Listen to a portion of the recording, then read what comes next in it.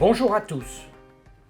J'étais président de l'association Le Moulin Vert et je suis désormais président d'Ovia. Est-ce que ça change ma vie, celle de l'association et celle de tous les gens que nous accompagnons tous les jours? Eh bien oui et non. Oui parce que nous changeons de nom, c'est important, je vais y revenir, mais non parce que nous continuons une œuvre qui a été créée il y a 120 ans par une personne importante, Jean Violet, et qui aujourd'hui se décline dans 3 secteurs importants, celui de la protection de l'enfance et des familles, celui du handicap et celui des personnes âgées en perte d'autonomie. C'est une particularité qui n'est pas courante dans le milieu médico-social d'avoir ces 3 secteurs qui sont importants, qui plus est, qui sont présents dans 4 régions différentes, l'Île-de-France,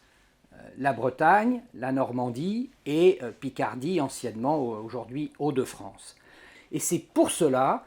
qu'en 2019, quand nos amis de l'OHT sont venus nous voir et nous ont proposé de joindre notre sort, nous avons dit oui avec beaucoup d'enthousiasme, non seulement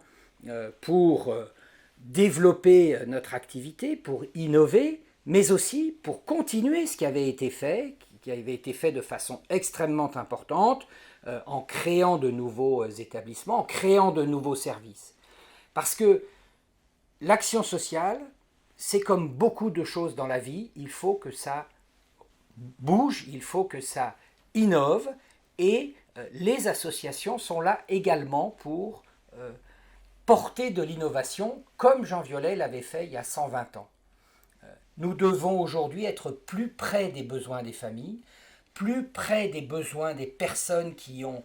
besoin, envie et qui désirent vivre en société, comme tout le monde, le plus possible, malgré leur handicap, malgré leurs difficultés sociales, malgré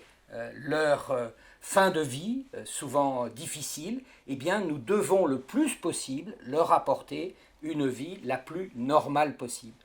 Pour cela, l'innovation est placée au cœur de notre